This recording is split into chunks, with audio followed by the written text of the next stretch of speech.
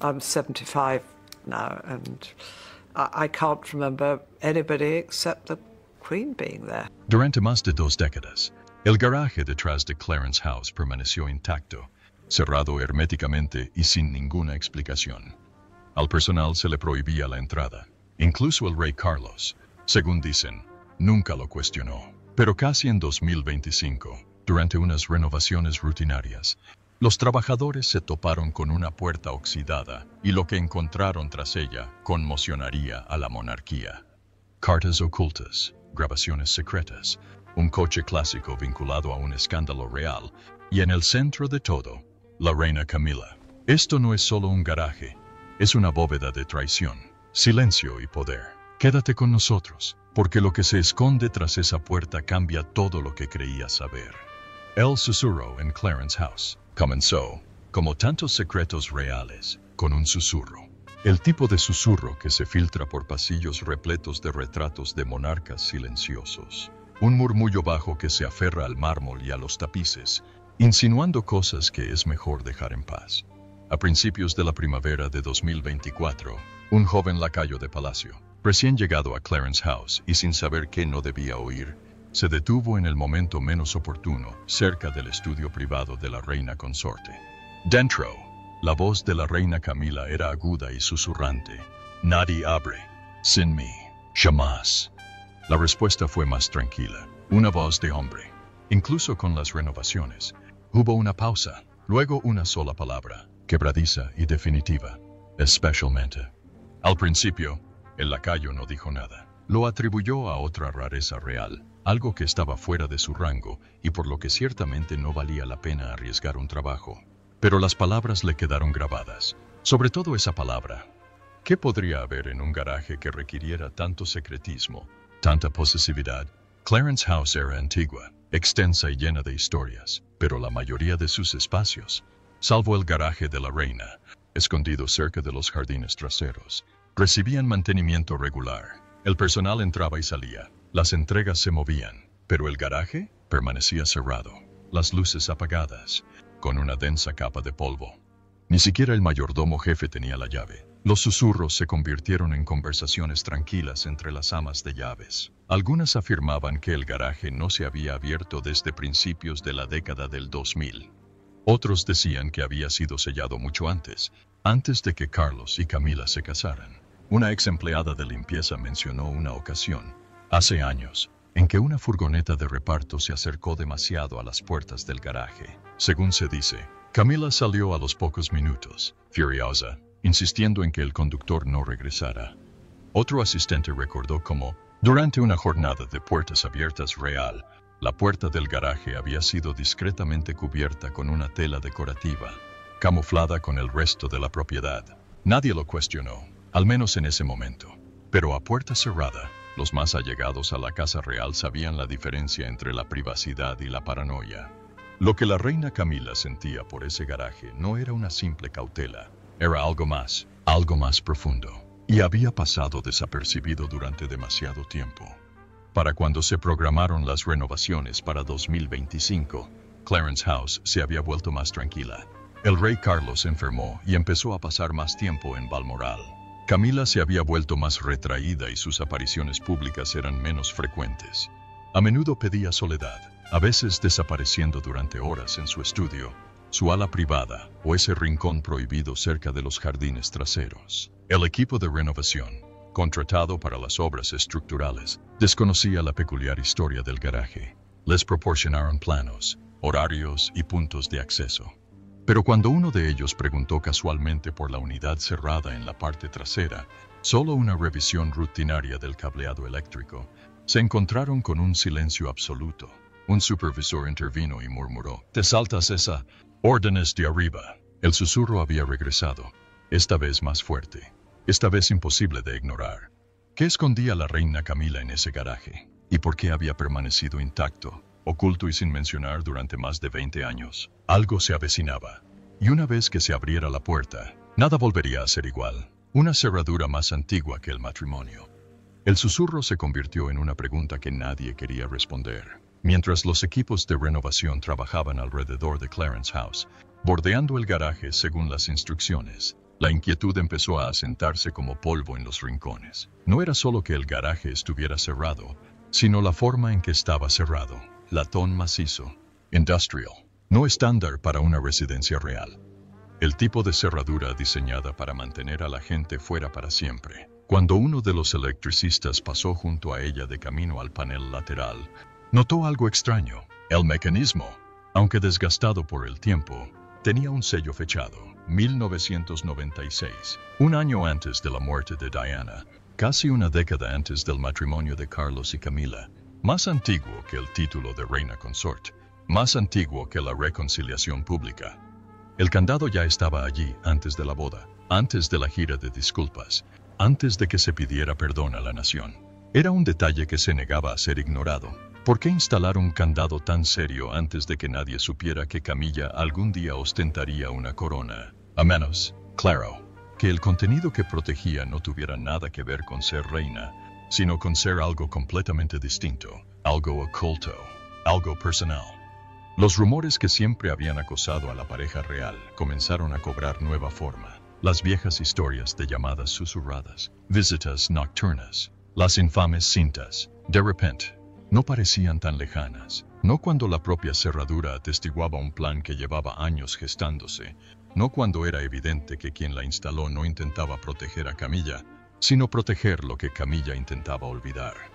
En privado, los altos funcionarios del palacio comenzaron a murmurar. Uno recordó una época, hace mucho tiempo, en que las pertenencias de Diana fueron sustraídas de varias propiedades. La mayoría fueron enviadas a un almacén o devueltas a Althorpe, pero se decía que algunas habían desaparecido. Pequeñas cosas, calles, cartas, una joya que nunca se contabilizó. La mención al respecto fue rápidamente enterrada, ignorada por los meticulosos administradores de la corona. Pero ¿y si no se hubieran perdido? ¿Y si se las hubieran llevado ocultas a plena vista, justo detrás de esa pesada puerta del garaje? A estas alturas, ni siquiera el personal que se había mantenido leal durante décadas podía justificarlo. Clarence House había experimentado muchos cambios desde el fallecimiento de Diana. Había sido redecorada, ampliada, suavizada, pero ese garaje había permanecido congelado, intacto, sin cuestionamientos. Incluso cuando se introdujeron nuevos vehículos, incluso cuando se necesitó espacio, nadie se atrevió a sugerir su apertura.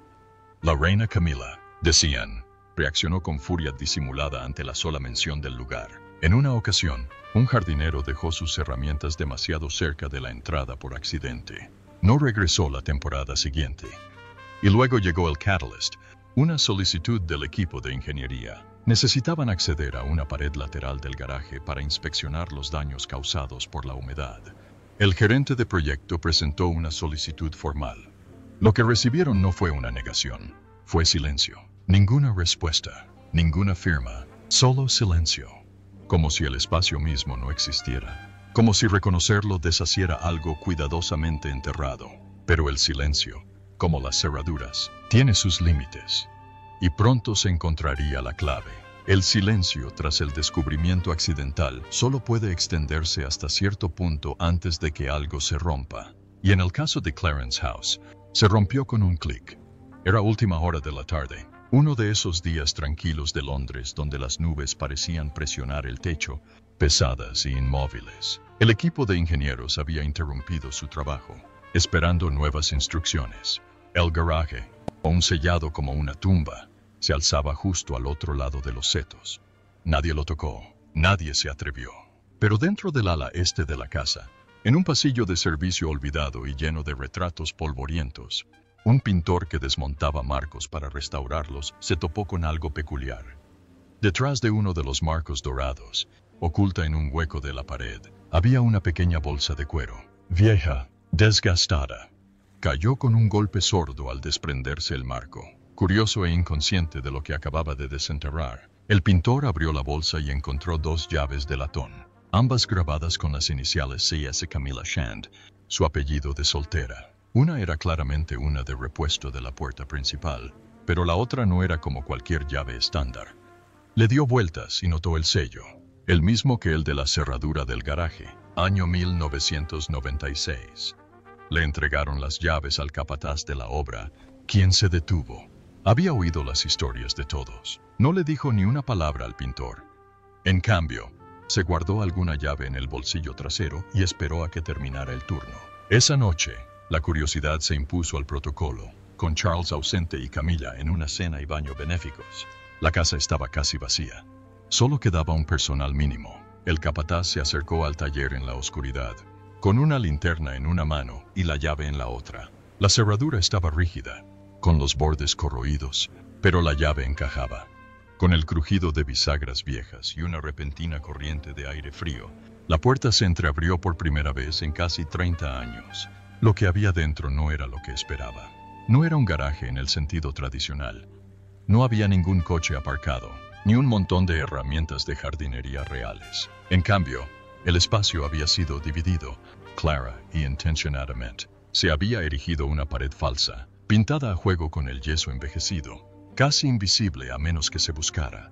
Más allá, una cámara, con temperatura controlada, aire filtrado y silenciosa. La habitación estaba llena de baúles, armarios y cajas de madera selladas.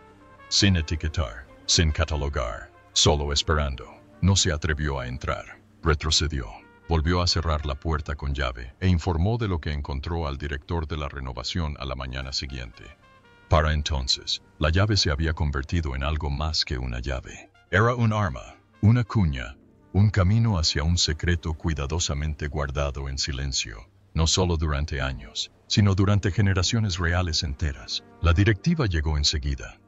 No digas ni una palabra, no filtres nada. Pero para entonces, la casa ya había empezado a agitarse porque los secretos, como las habitaciones tras paredes falsas, solo pueden permanecer enterrados por un tiempo. La cerradura había girado, el susurro se había convertido en voz, y el pasado ya no se conformaba con dormir.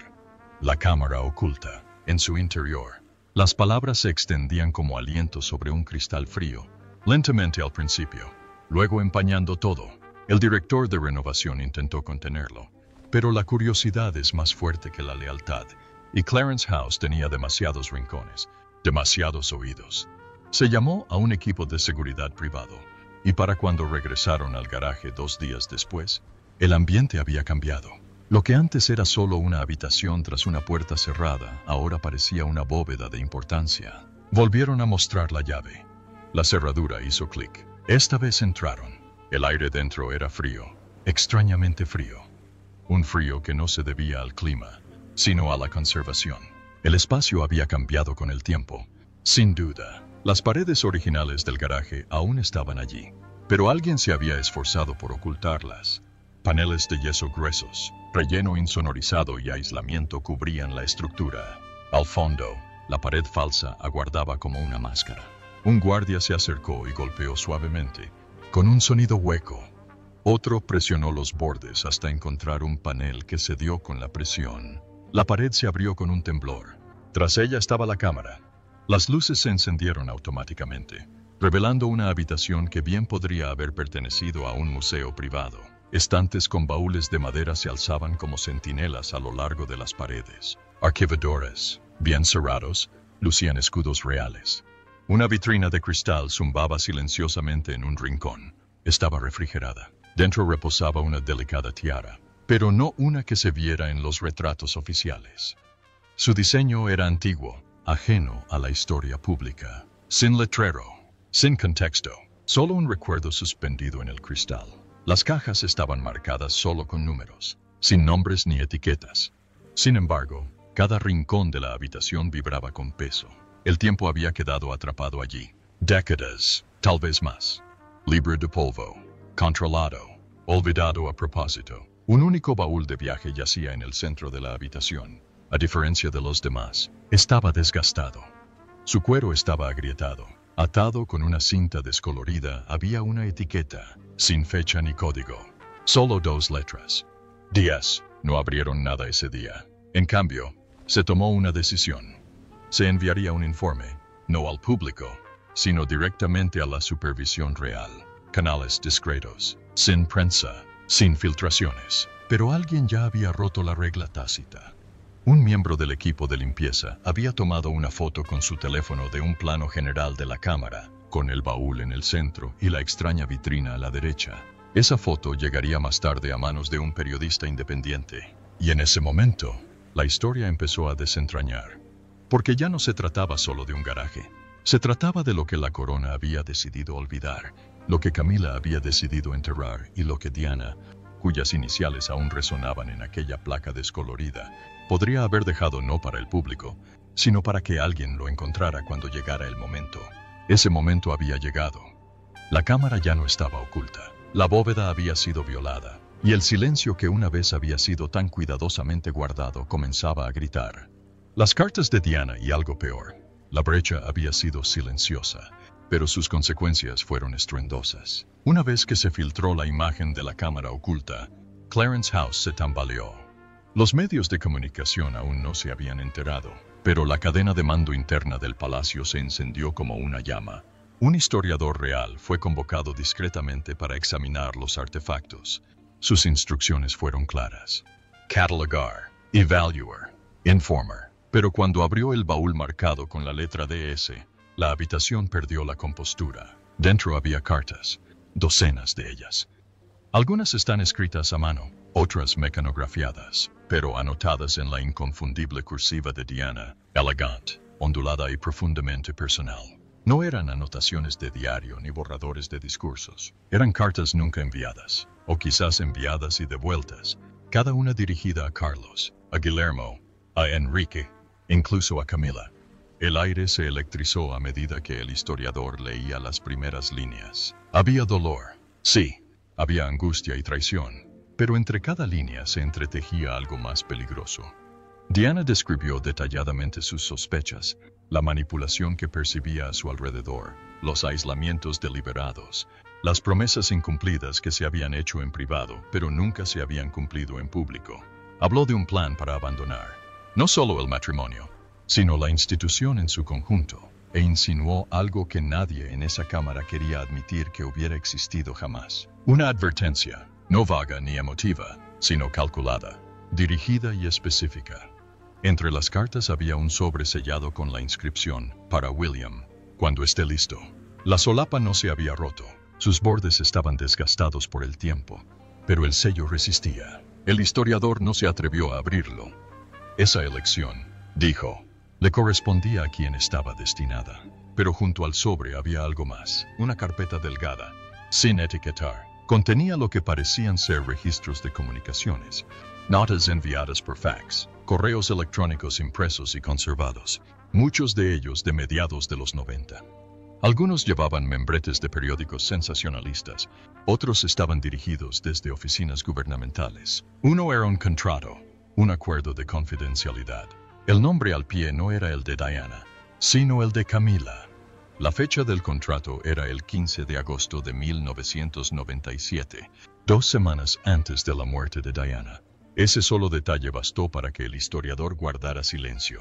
¿Por qué estaría Camila involucrada en negocios con la prensa sensacionalista durante esa época? ¿Y por qué querría que esos documentos quedaran enterrados tras una pared falsa? Había más. Había una cinta de casete en el fondo del baúl. La etiqueta estaba descolorida, pero una palabra seguía legible: llamar. Una vieja cinta de contestador. Por lo que parecía, el aparato necesario para reproducirla se encontró en uno de los armarios cercanos. No la pusieron ese día. Nadie quería oír aún lo que pudiera decir, porque en ese momento comprendieron algo escalofriante. Esta no era solo la voz de Diana preservada, era un plano de su miedo. Un mapa del silencio que había soportado, y quizás una pista del silencio que la siguió hasta aquel túnel de París. La habitación había revelado uno de sus secretos, pero aún no había terminado de hablar. No. Las grabaciones telefónicas. Esperaron 2 días más antes de reproducir la cinta, tiempo suficiente para que los altos funcionarios del palacio deliberaran a puerta cerrada. Tiempo suficiente para que los asesores legales firmaran acuerdos de silencio, pero no lo suficiente para disipar la tensión que se había apoderado de cada pasillo de Clarence House. La cinta fue llevada a una sala de escucha privada, sellada y custodiada. Solo estaban presentes 3 personas: el historiador real, un asesor legal del palacio y un representante de seguridad de archivos. La máquina hizo un clic al tragarse la cinta. Luego vino el siseo, luego la voz. Era inconfundiblemente Camila, más joven, más aguda, impregnada de una urgencia que no encajaba en una conversación educada. La primera grabación parecía bastante inofensiva, un mensaje de voz dejado a un contacto anónimo. Habló rápidamente, haciendo referencia a un paquete que debía recogerse antes de que se filtrara, pero fue el segundo mensaje el que provocó la ira. El tono era diferente. Se había grabado en tiempo real, una llamada telefónica grabada entre Camilla y un asesor cuyo nombre fue omitido de las notas adjuntas. Habló de Diana, sin amabilidad ni cautela. Mencionó una estrategia para recuperar la narrativa pública. Mencionó a los editores de prensa por su nombre de pila. Y luego, con total claridad a través de la interferencia, dijo: si insiste en el tema de la entrevista, publicaremos el plan de agosto. Eso debería detenerla. La sala quedó en silencio. Repetir la frase no suavizó el golpe. Al contrario, lo empeoró. Siempre había habido rumores de manipulación mediática, rumores de acuerdos secretos, negociaciones secretas entre la realeza y la prensa. Pero esto no era especulación, era evidencia. Camilla, aún no reina, estaba orquestando un plan a espaldas de Diana, y si la fecha de la cinta era exacta, 10 de agosto de 1997, significaría que el plan de agosto se discutió menos de un mes antes del accidente fatal de Diana. La tercera grabación era más corta, una conversación entre Camilla y alguien a quien solo se referían como el limpiador. Preguntó si habían trasladado las cosas del antiguo piso. La respuesta fue apagada, pero la de Camilla no. Mételas en el garaje. Ya nadie entra ahí. Entonces dejó de sonar el teléfono. Eso fue todo. Sin contexto, sin nombres, pero al combinarlo con lo ya descubierto, el significado se volvió inquietantemente claro. El historiador se recostó en su silla, con la mirada hundida. El asesor legal miraba al frente, inmóvil. Lo que acababan de oír no solo era dañino, sino explosivo. No demostraba la intención, no vinculaba a Camilla con nada más allá de la manipulación mediática, pero planteaba preguntas que nadie estaba preparado para responder. ¿Por qué había guardado estas grabaciones? ¿Por qué guardarlas en un lugar donde juró que nadie entraría? Y si esta era solo una cinta, ¿cuántas más existían? El casete dejó de girar, pero las consecuencias ya estaban en marcha. Los fantasmas encerrados en ese garaje habían empezado a despertar, y ahora que sus voces habían regresado, no habría manera de silenciarlos. Esta vez no. El coche oculto. Para cuando terminaron de escuchar la última grabación, el silencio en Clarence House ya no era sagrado, sino opresivo. Una quietud sofocante que sugería que todos sabían que algo no mencionado acababa de resquebrajarse, pero no había terminado.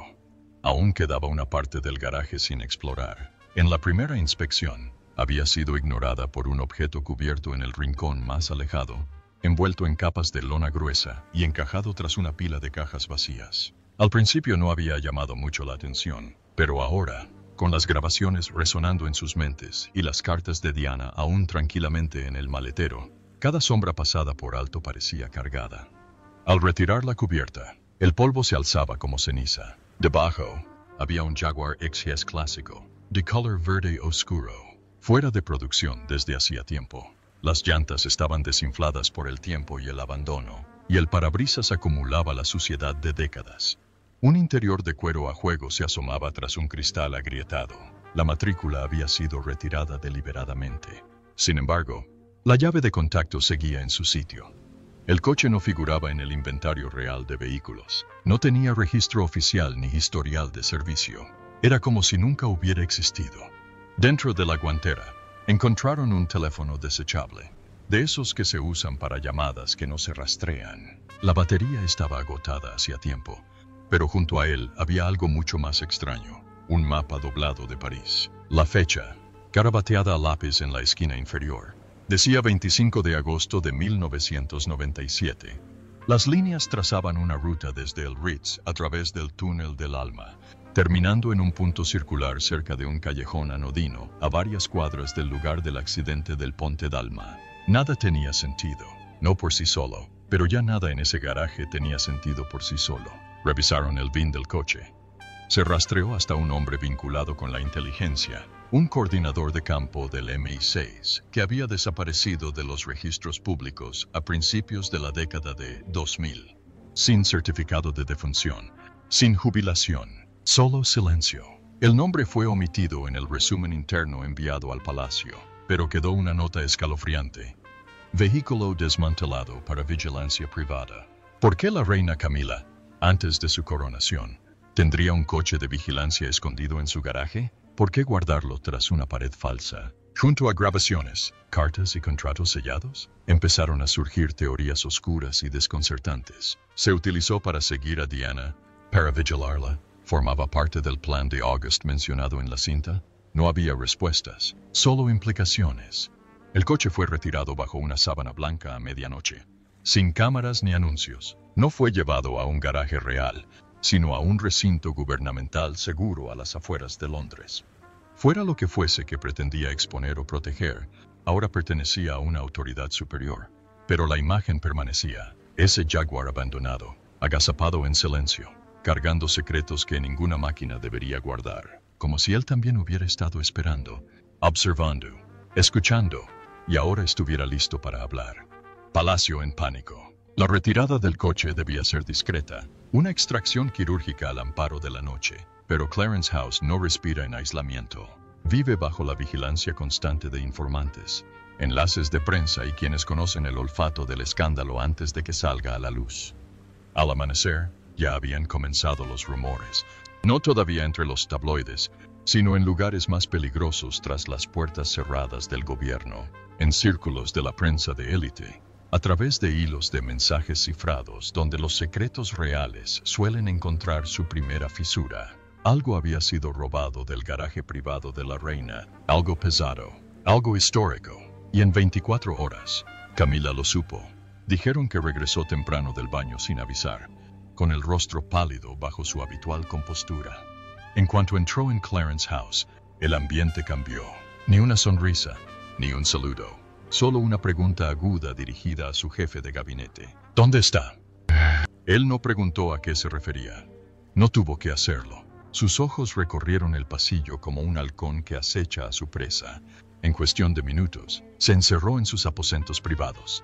Sin reuniones ni llamadas, el personal recibió instrucciones de evitar por completo el ala oeste. Lo que siguió fue un caos disfrazado de protocolo. Se convocó una reunión real de emergencia en un lugar externo.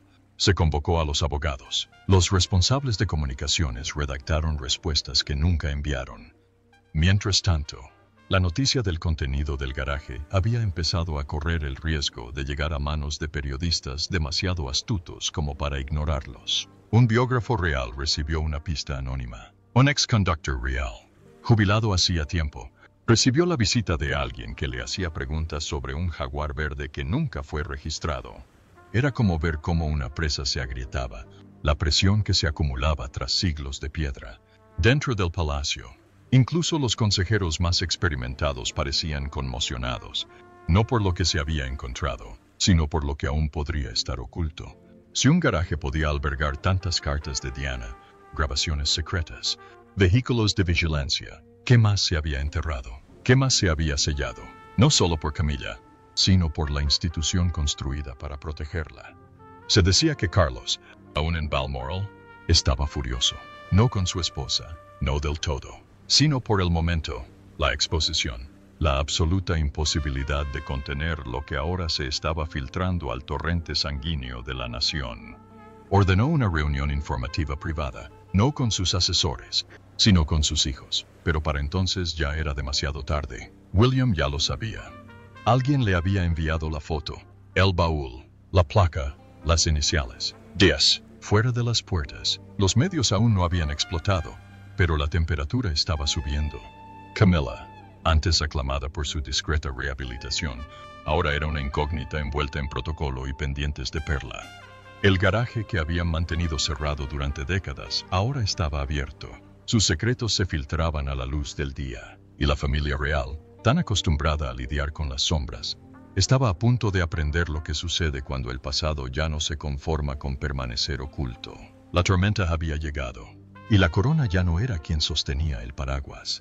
El ajuste de cuentas público. El silencio se rompió en menos de 72 horas. Un solo titular quebró la fachada, inicialmente dócil, vaga y especulativa.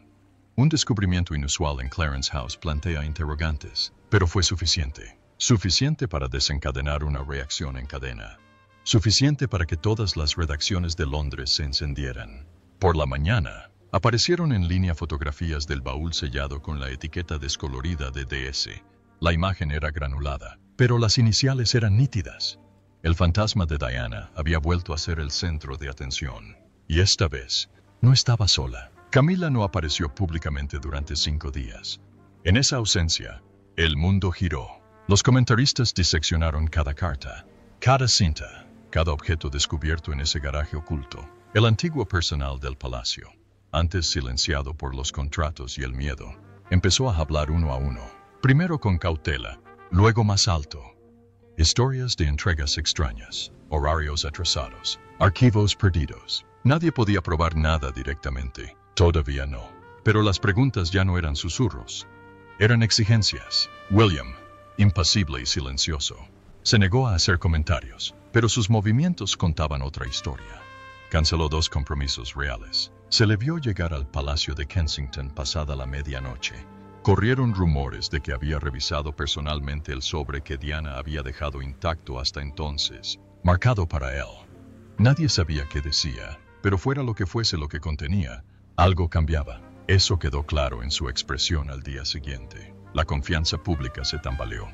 Los foros en línea estallaron. Los hashtags que exigían transparencia inundaron el espacio digital. Y, bajo todo esto, un dolor resurgió de la vieja herida de la muerte de Diana. La sospecha, el dolor sin resolver de que la verdad siempre había sido editada. Ahora parecía como si los capítulos faltantes finalmente hubieran salido a la luz, no de un libro revelador ni de una serie dramatizada, sino de un garaje que Camilla había cerrado con sus propias manos. La monarquía intentó estabilizarse. Se emitió un comunicado oficial, redactado con cuidado y distante. Hablaba de materiales no verificados, de artículos históricos bajo revisión interna, pero el tono era monótono, sin vida. No respondió nada, y el silencio tras él era ensordecedor. Camilla, cuando finalmente apareció, parecía serena, pero tras sus ojos la tormenta seguía arremolinándose. No pronunció ningún discurso, no ofreció ninguna aclaración. Apenas una breve aparición en un evento en un jardín real, de pie entre rosas, con las manos enguantadas y una sonrisa tensa. Pero el mundo ya no miraba las flores. Miraba a la mujer que guardaba un museo de secretos tras la puerta cerrada de un garaje, y se preguntaba por qué. La última imagen de esa semana no provenía de Clarence House ni del Palacio de Buckingham, sino del patio de una escuela privada. Un momento captado por un padre que pasaba por allí. El príncipe George, tranquilo y serio, de pie junto a la princesa Charlotte mientras ella protegía una carpeta que apretaba contra su pecho.